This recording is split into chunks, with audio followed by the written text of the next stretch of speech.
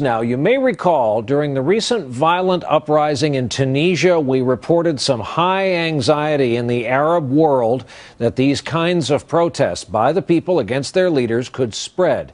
Well, today they did. At least 3 people are dead after a day of anti-government protests in Egypt, inspired by an internet campaign after the Tunisia revolt, and it's not over. We get our report tonight from Cairo and ITN's John Ray.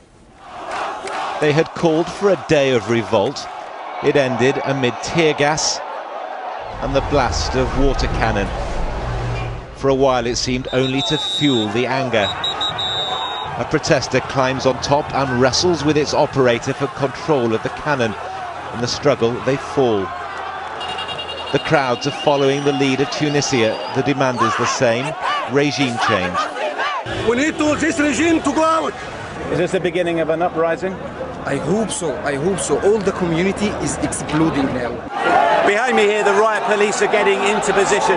All day the crowds have got bigger, and just being here is a tremendous act of bravery because the government have promised to crack down on these protests.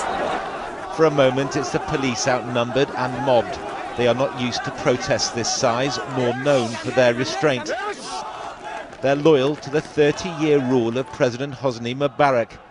But his government's reputation for corruption and repression has bred a generation of opponents. In a gloomy Cairo tenement, we meet the family of Ala Mahmoud Ibrahim, among the ranks of unemployed and despairing. He's a graduate, he tells me, with no hope of finding work. People should have the right to express themselves, he says, as long as it's not violent. But as darkness fell, the protests seemed to gather force, the stage set for confrontation. 1 policeman is confirmed dead. There are reports, too, of civilian casualties. This is an unprecedented challenge to the authority of Egypt's unyielding rulers, a challenge they will find impossible to ignore. John Ray, ITN, Cairo.